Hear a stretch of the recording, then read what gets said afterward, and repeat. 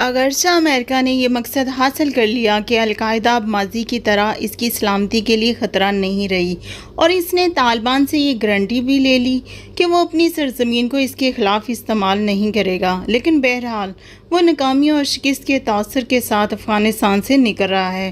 امریکہ جیسی طاقت اپنے طاقتور نیٹو اتحادیوں کے ساتھ افغانستان میں مطلوبہ نتائج کیوں حاصل نہ کر سکی، اور وہ ایک بار پھر افغانستان کو خانہ جنگی یا پھر طالبان کے سپرد کر کے کیوں نکلنے پر مجبور ہے؟ اس سوال کا سیدھا سادہ جواب یہ ہے کہ امریکہ اپنی غلطیوں اور حماقتوں کی وجہ سے ایسا کرنے پر مجبور ہوا۔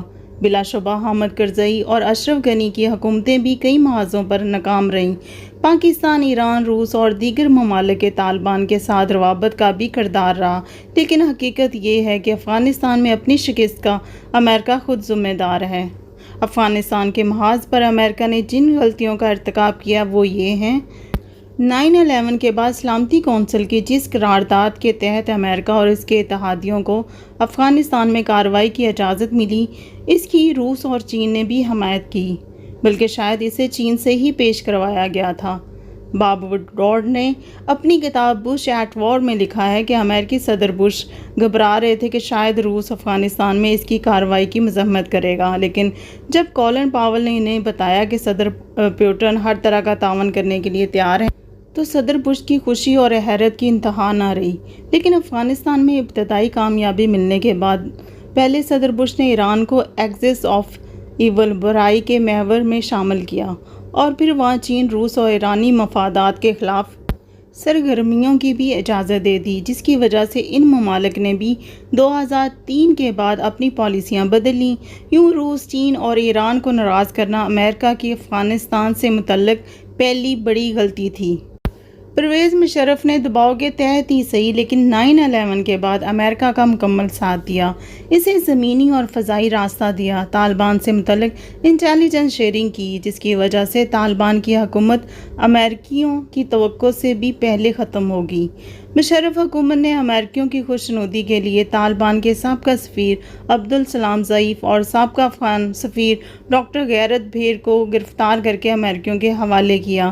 جواب میں پرویز مشرف کا ایک ہی مطالبہ تھا کہ انڈیا کو افغان سرزمین پر پاکستان مخالف سرگرمیوں کی اجازت نہ دی جائے، لیکن امریکہ نے اپنا یہ وعدہ پورا نہیں کیا، جس کی وجہ سے افغانستان انڈیا اور پاکستان کی پراکسی وار کا میدان بن گیا، اور کچھ عرصے بعد پاکستان نے بھی طالبان سے متعلق اپنی پالیسی بدل لی۔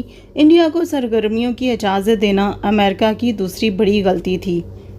پاکستان 9/11 کے بعد امریکہ سے مطالبہ کرتا رہا کہ وہ طالبان کو صفحہ ہستی سے مٹانے کی کوشش کرنے کی بجائے مفاہمت پر آمادہ کرے۔ پاکستان کی کوشش رہی کہ طالبان کو بھی بون کانفرنس میں بلایا جائے، لیکن امریکی طالبان کا نام سننے کو تیار ہی نہ تھے۔ افغان صدر حامد کرزئی بھی اس رائے کے حامی تھے، اور طالبان سے مفاہمت کے لیے انہوں نے صبغت اللہ مجددی کی قیادت میں ایک مفاہمتی کونسل بھی تشکیل دی تھی، لیکن امریکیوں نے اس کمیشن کو کام کرنے نہیں دیا۔ یہ امریکہ کی تیسری بڑی غلطی تھی۔ 2002 اور 2003 میں افغانستان استحکام کی طرف گامزن تھا، آئین بن گیا، افغانی اپنے ملک میں واپس لوٹ رہے تھے، طالبان کی مزاحمت نہ ہونے کے برابر رہ گئی۔ اس عرصے کے دوران افغانستان میں کوئی خودکش حملہ نہیں ہوا، لیکن افغانستان کو پوری طرح سنبھالے بغیر امریکہ نے عراق کی جنگ چھیڑ دی، جس نے افغانستان کو سب سے زیادہ نقصان پہنچایا۔ امریکہ نے اس وقت اسپیشل فورسز اور وسائل عراق منتقل کیے۔ امریکہ کے اس اقدام کے بعد ایران نے دیکھا کہ امریکہ عراق اور افغانستان میں اپنی افواج رکھ کر اسے درمیان میں سینڈوچ کرنا چاہتا ہے، چنانچہ اس کے بعد ایران نے بھی طالبان اور القاعدہ سے تعلقات استوار کر لیے۔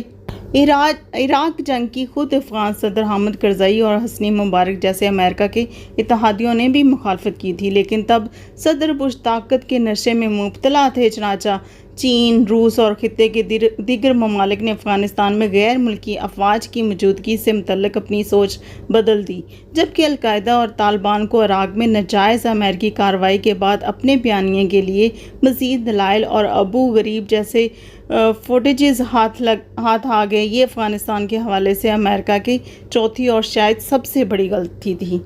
افغانستان سے متعلق امریکی پالیسیاں تضادات کا بھی شکار رہیں۔ کئی حوالوں سے کئی مواقع پر واضح نظر آ رہا تھا کہ state department, white house, CIA اور پینٹاگون ایک صفحے پر نہیں ہیں۔ اس طرح نیٹو میں شامل ممالک اور امریکہ کی اپروچ میں بھی بعض اوقات فرق نظر آتا رہا۔ مثلا صدر اوباما اپنی افاق پالیسی کا اعلان کرتے ہوئے ایک طرف انخلا کے لیے ٹائم ٹیبل دیا اور دوسری طرف سرج کے نام پر مزید افواج افغانستان لا کر جنگ تیز کر دی۔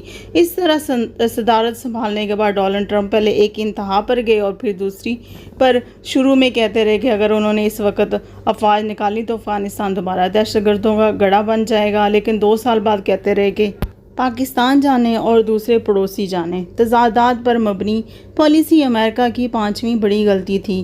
امریکیوں نے افغانستان کو افغانستان کے آئینے میں کم دیکھا اور افغانستان سے متعلق امریکی پالیسی میں افغانستان کی داخلی سیاست بنیادی کردار ادا کرتی رہی۔ مثلا اوباما کی تضاد پر مبنی پالیسی کی وجہ یہ تھی کہ انہوں نے اپنی سوچ اور اسٹیبلشمنٹ کی سوچ کو یکجا کرنے کی کوشش کی۔